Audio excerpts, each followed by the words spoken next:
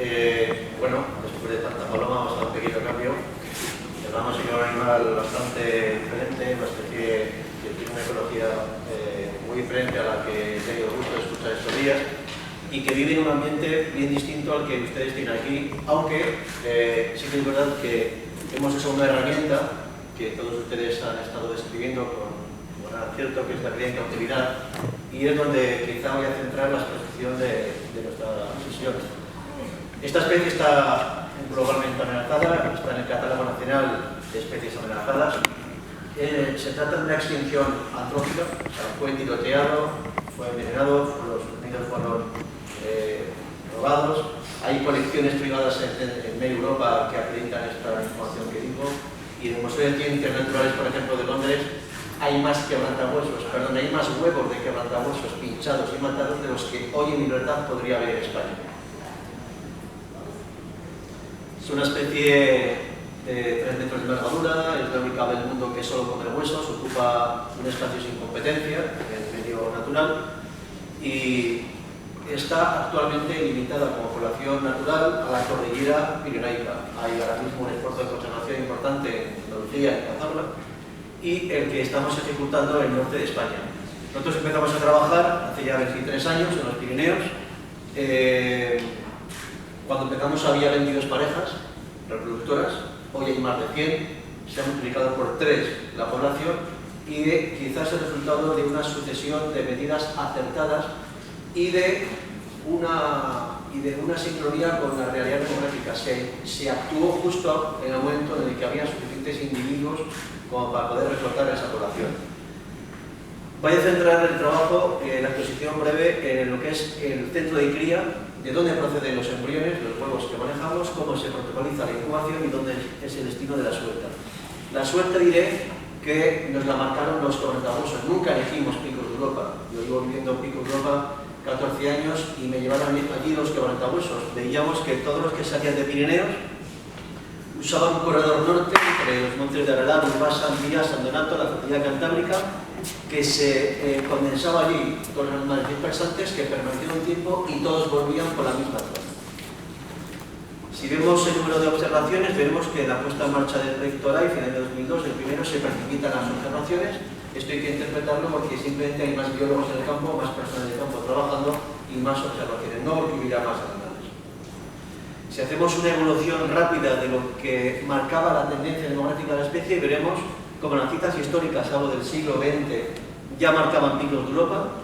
Vemos la década de los 80-94, vemos cómo van pasando los años y cómo se concentra todo el flujo dispersivo en la cordillera cantábrica y en particular en los Picos de Europa. El motivo por el que llegan allí, se quedan, luego lo vemos. Este es el corredor por el que salen, con 2 vías y por el que entran. Antes pensábamos que era fruto del azar, ahora sabemos que no, que hay una correlación entre ciertos vientos dominantes de condición este con la dispersión de la especie y también un retorno. También está asociado a un segmento de edad en particular. He de decir, y todos ustedes me han hecho mucho hincapié en ello, que cualquier proyecto de reproducción es fruto de un trabajo en equipo. Si no se plantea así es un error. En este proyecto colaboran desde miembros de Guardia Civil, como pueden ver, pastores, biólogos, veterinarios, agentes forestales. Todo en conjunto suple un pequeño hueco dentro de un gran mosaico que en conjunto configura este proyecto de conservación. Este es el objetivo, de devolver esta gran rapa extinta en la cordillera cantábrica española a las montañas donde a mediados del pasado siglo XX fue matado el último ejemplar, exactamente en los años 1950 aproximadamente. Alfonso Urquijo cita perfectamente cómo tirotean al último quebrantahuesos vivo que ven en la montaña de Covadonga, cómo venden ese high, ese puesto como una expedición que entra arriba del Sella en barco a matar osos y a matar quebrantahuesos, paga un dinero a un señor de Can Mardonís, le pone un high delante del nido, silba para que salga la hembra, está incubando, cuando la hembra asoma, le dispara, espera a que entre el macho, dispara, dice que gravemente herido se precipitó a un barranco y que fue ese último quebrantahuesos que vio en la cordillera cantábrica. ¿De dónde procede? ¿Cómo hemos llamado este proyecto? De una manera atípica. No hemos recurrido a un centro de cría en cautividad, sino que todo esto empezó recogiendo cadáveres. Cuando empezamos a someter a un estudio muy riguroso a la población pirenaica, nos dimos cuenta que había un segmento de la población reproductora española que tendía a fracasar siempre en un estadio muy concreto de la reproducción. O sea, el fracaso de la reproducción no era fruto de azar, sino que era un segmento de las parejas reproductoras las que soportaban este fracaso. Cuando empezamos a monitorizar de manera muy detallada los factores, en qué momento y por qué se producía, nos dimos cuenta que en muchos casos se producía en los últimos días de la incubación o bien con pollos de menos de una semana. En algunos casos se pudo determinar, arriba ven una hembra incubando, arriba la ven incubando, y unas cabras a 3 metros. Este nido lleva exactamente con este 23 años fracasando. Es una pareja que constantemente insiste en tirar ahí y constantemente las cabras, garduñas, tejones, zorros y perros se encargan de que eso fracase. Ante esta disyuntiva hay dos opciones: A, tiro el nido y que haga otro. Cuando se ha intentado no ha dado buenos resultados, no tenemos ninguna garantía de que elija otro mejor. Opción B, intentar recuperar los embriones antes de que mueran. Es lo que hemos intentado hacer. Se rescatan de dos formas: o bien huevos, es decir, embriones no natos, o bien pollos nacidos. En este caso en particular, si se fijan, estamos colgados literalmente en una cuerda, porque es que ese nido se cae constantemente. Ese nido, si yo dejo caer mi cuerpo, lo hubiese tirado con los huevos dentro, que había dos. De tal manera que son nidos que están a veces, en lugar de un soporte plano, están en un soporte inadecuado, que con el aire y con el peso pues acaban cayendo. Se traslada por un protocolo siempre de vivo, aunque cuando tú bajas a un nido no sabes si está el embrión vivo o no, pero siempre se traslada como procedimiento de vivo, con una caja térmica. Se traslada a un centro de cría que tenemos en Zaragoza, que es propiedad del gobierno de Aragón, y fue concebido, diseñado y gestionado por nuestra fundación. Y empezamos a conocer algunas cosas que no sabíamos. Sabemos, por ejemplo, que hay un proceso en algunas parejas de fracaso por maltrato, embriones que son maltratados en el proceso de incubación por la presencia o la proximidad de otras rapaces como buitres, por ejemplo. Todos los animales se hacen mediante, toda la información se hace mediante el protocolo clínico veterinario dirigido por el doctor Juan Manuel Blanco, que es uno de los mentores de este proyecto, y empezamos a ver que hay muchos animales que necesitan, que están a puntito de eclosionar. Ayer comentaba también a un compañero algo parecido, y que necesitan ese auxilio, ese último empujón. Hasta donde hemos sabido, y ya lo hemos corregido, actualmente eso ya no se produce, tenemos una tasa de eclosión del 100%, eso solo se produjo, se nos precipitó en 2 ocasiones. Está asociada a que en las últimas 48 horas previa a la eclosión hay que declinar la temperatura un poquito e incrementar la humedad. De esa manera se consigue que el estrés térmico del pollo pues se reduzca y el nacimiento sea más sincrónico con la edad que tiene y con la absorción del vitelo. Aquí empezaron nuestros problemas. Teníamos huevos de quebrantahuesos ya nacidos, o sea, teníamos pollos huérfanos. Nuestra fundación, el proyecto de conservación, no trabaja para alimentar zoológicos ni para alimentar animales en cautividad, sino que el propósito de nuestra labor es recuperar animales en libertad. Todos los animales que hemos manejado, todos vuelven al medio natural. Teníamos pollos que necesitaban en un periodo de 120 días saber volar, comer, interaccionar, ser quebrantahuesos y requerir cualquier otra forma de vida. Adoptamos, nos fuimos a Estados Unidos, a California, y aprendimos la técnica de cría por impronta natural que emplea el doctor Mike Wallace con el Cóndor de California. Estuvimos ahí con ellos, aprendimos y adaptamos un etograma de cría a la ecología del quebrantahuesos, a las pautas de conducta del quebrantahuesos en España. Lo que ven es un señuelo térmico de silicona que se va a introducir por la parte que tengo a la derecha, que dará cabida, o sea, que accede a esa cabina que ven allí donde hay un pollo en condiciones termorreguladas y videomonitorizado.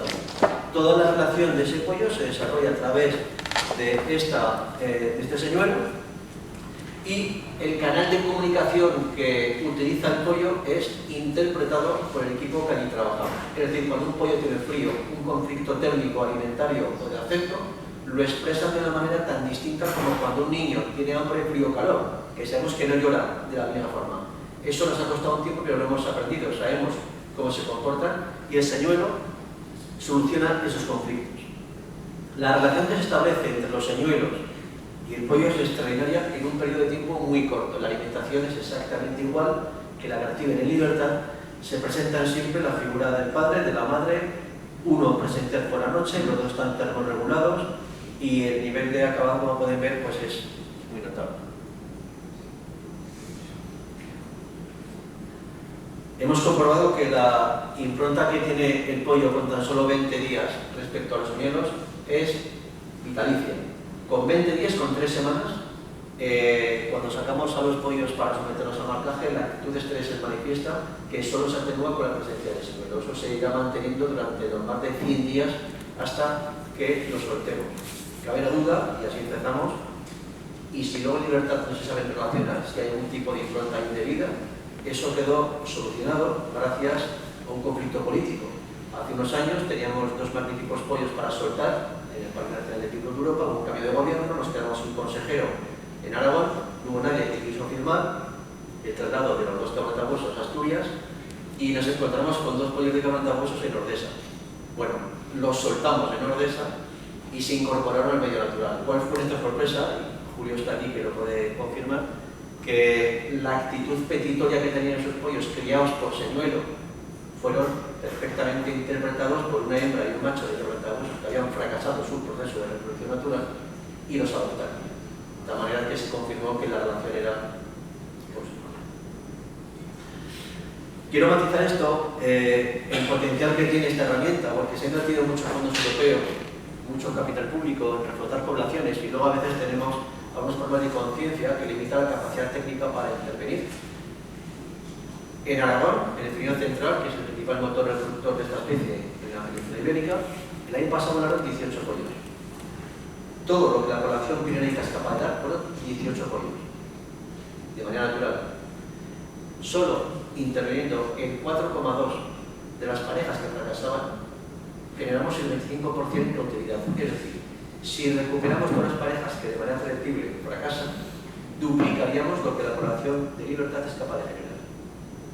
Esto que empezó con cierta cautela, porque al final se trataba de un modelo experimental adaptado al cóndor, ahora ya tiene un protocolo, un procedimiento que puede, de alguna manera, abrir una vía muy potente de trabajo y multiplicar por una N muy elevada la disposición de quebrantahuesos para recuperar poblaciones en España. Tenemos los animales, con 30 días todavía en el centro de cría en Zaragoza, con el señuelo, y empieza lo que llamamos un proceso de percepción periférica ambiental. Hay que trasladarlos, como dice la UCN, al ambiente donde se va a desarrollar la ecología de estos animales. Montamos una estructura hacking, que se hace de manera consciente de que hablamos de una especie de alta montaña y... Perdón. ¿Cómo se sienta esto? Bueno, arriba, no sé si lo ven. ¿Qué me lo ves?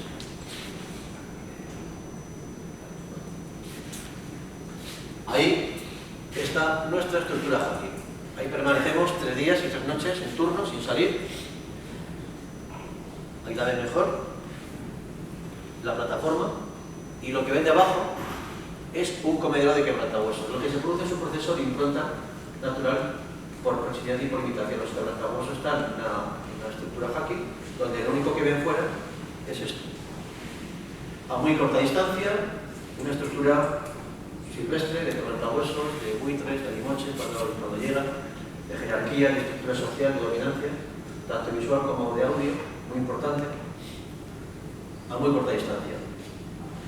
En este proceso, como decía antes, colaboran agencias de protección, entre otros, que son los que abastecen este comedero y los que justifican que bajen estos animales. Y cuando estos animales han cumplido su proceso de percepción, de capacitación específica, ya saben que son quebrantahuesos, llevan 60 días viendo quebrantahuesos muy cerquita, ya vemos que reaccionan cuando pasa un quebrantahuesos volando, reaccionan a él y no a un buitre. Vemos que ya empiezan a tener cierto rechazo del señuelo, eso en libertad se produce. Con 100 días, un pollo de quebrantahuesos no quiere saber nada cuando llega el papá deja la comida y casi lo echa. Como lo mismo, entra el señuelo, le deja la comida, y el pollo, que ya es un tío que pesa casi 4 kilos, llega allí con 3,5 metros de envergadura y como que le molesta al señuelo. En ese momento nos lo llevamos al Parque Nacional de Picos de Europa. El viaje es nocturno, se hace de noche en Picos de Europa, lo dejamos dormir y a la 1 o 2 de la madrugada se entra se sacan, se trasladan por la noche y se amanecen en un ambiente prácticamente igual que del que donde los hemos sacado.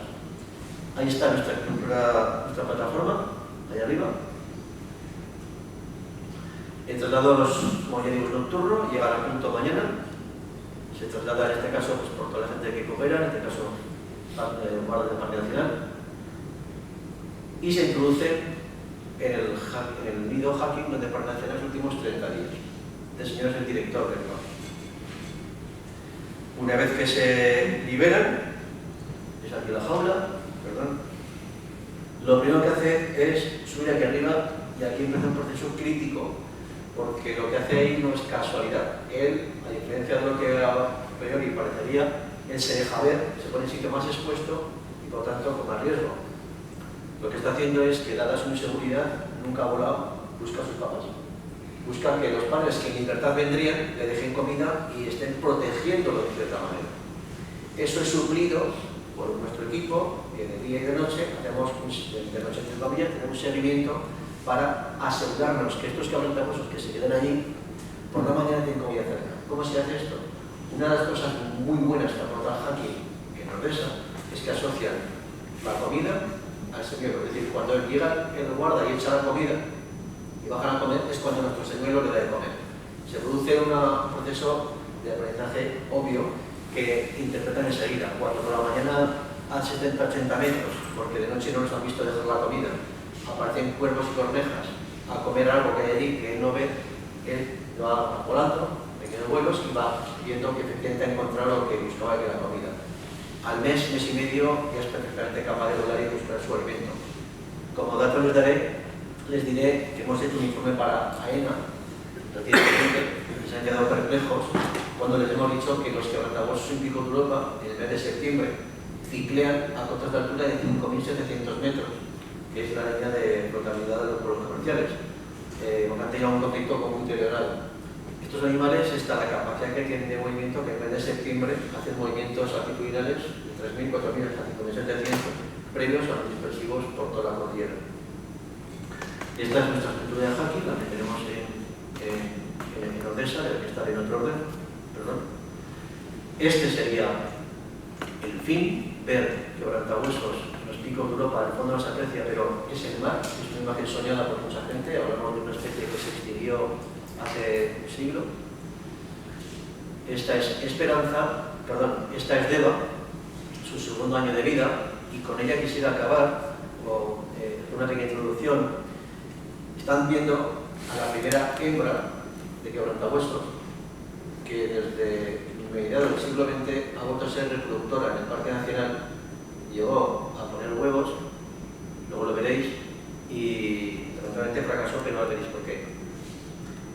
Todos los animales van equipados con tecnología GPS, hemos empleado diferentes sistemas de seguimiento y lo más eficaz hasta el momento es el sistema de GPS con auxilio de la red de repetidor de telefonía, que es bastante eficiente en áreas de montaña.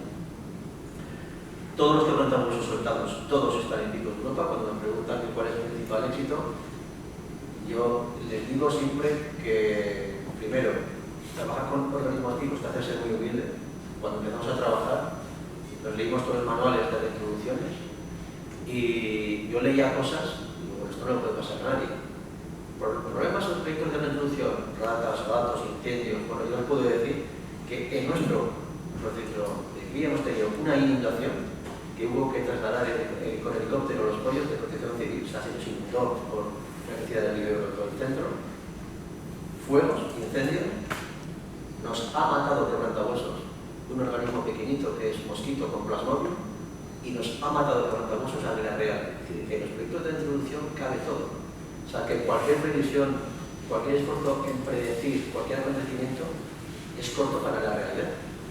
El principal mérito de nuestros animales es que todos los que hemos soltado, todos están en Picos de Europa, que la tasa de supervivencia es del 86%, que se constató que la coherencia entre un movimiento dispersivo natural y hacer coincidir ahí una reintroducción es una herramienta potente para alcanzar el éxito. Inventarnos un destino, porque yo creo que es aquí, eso suele acabar mal. y que los recursos económicos obviamente tienen que ser convergentes con lo que la propia especie marca. Una cosa curiosa, y es que a veces ves que todos los animales marcados hacen ciertos movimientos cíclicos y todos tienden a estar en los mismos sitios en las mismas épocas. Y cuando fuimos a la zona para ver qué era, pues eran cosas tan sencillas como esta. Canales de avalancha de nieve, como las que ahora están cayendo allí, donde se precipita la comida y donde se almacena la comida. Un hueso puede ser consumido por un quebrantahuesos hasta 2 años después de haber muerto el propietario de ese hueso. De la manera que son sedimentos de huesos, nutrientes, proteínas, ahí, dispuestas a que estos animales, cuando tienen necesidad, vayan a ellos.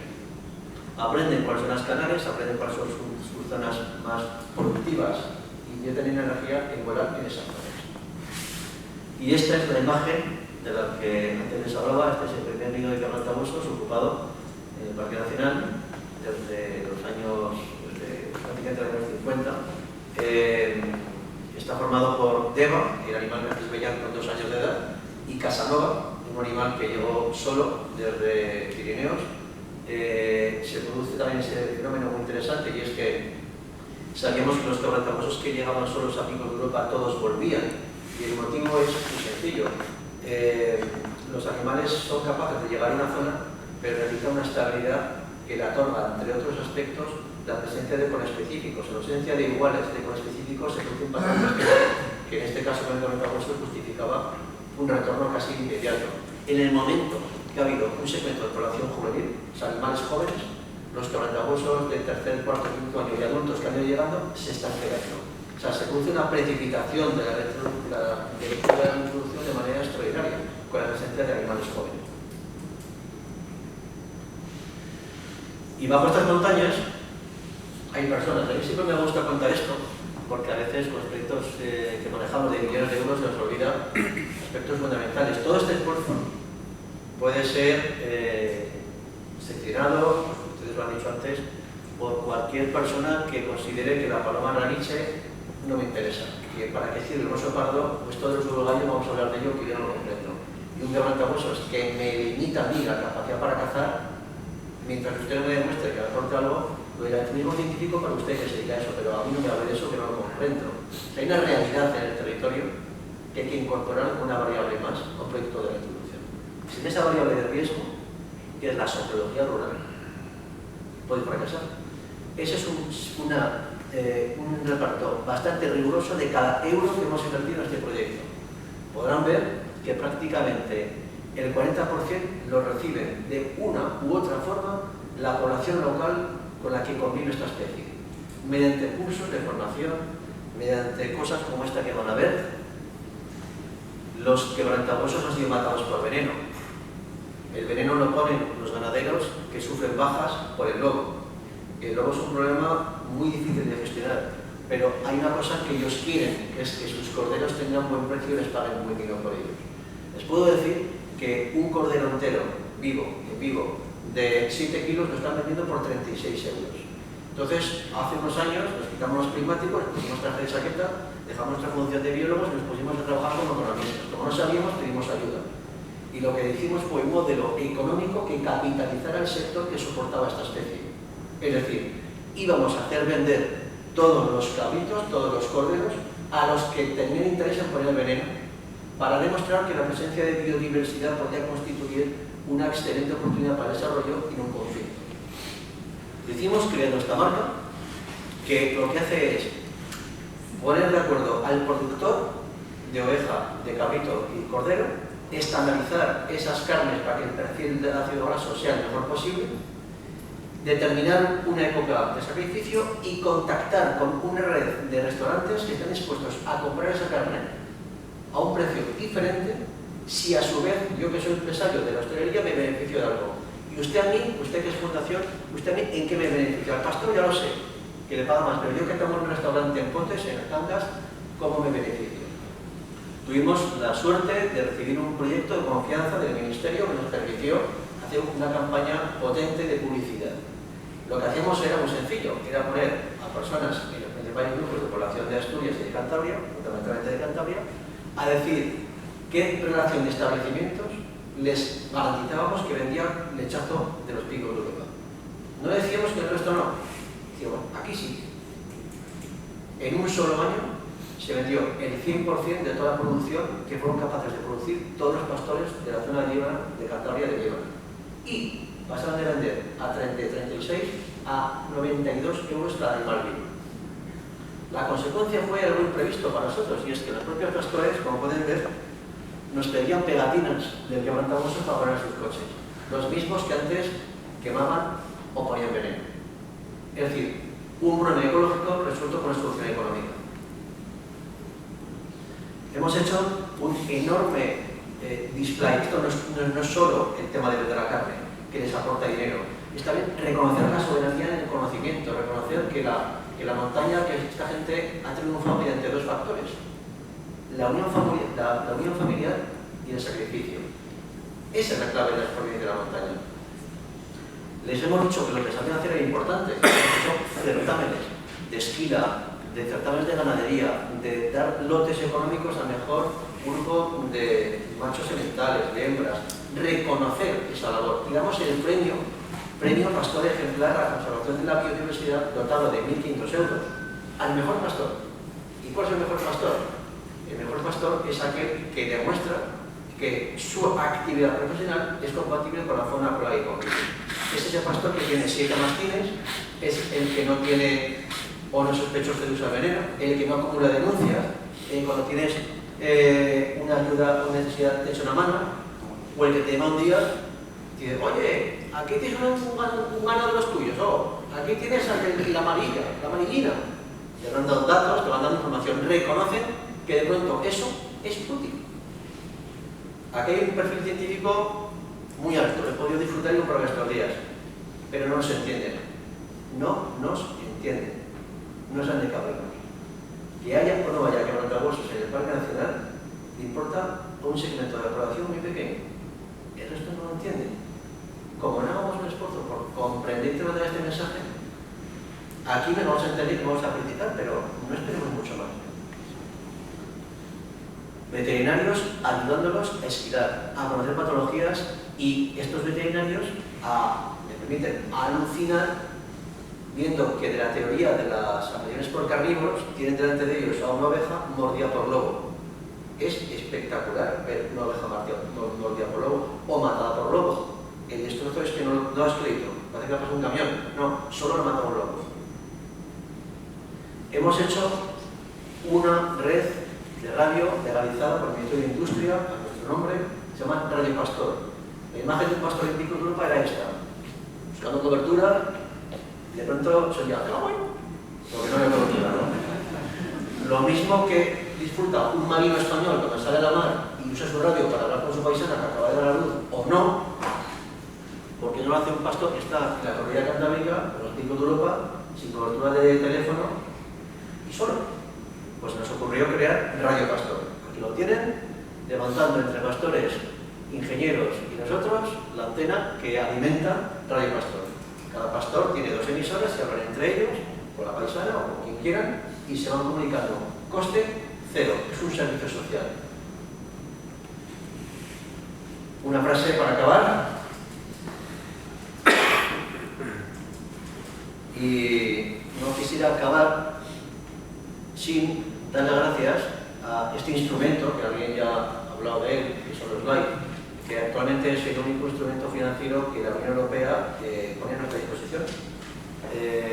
Gracias a este instrumento se están haciendo grandes logros y sobre todo rompe una tendencia muy destructiva que era la falta de oportunidades.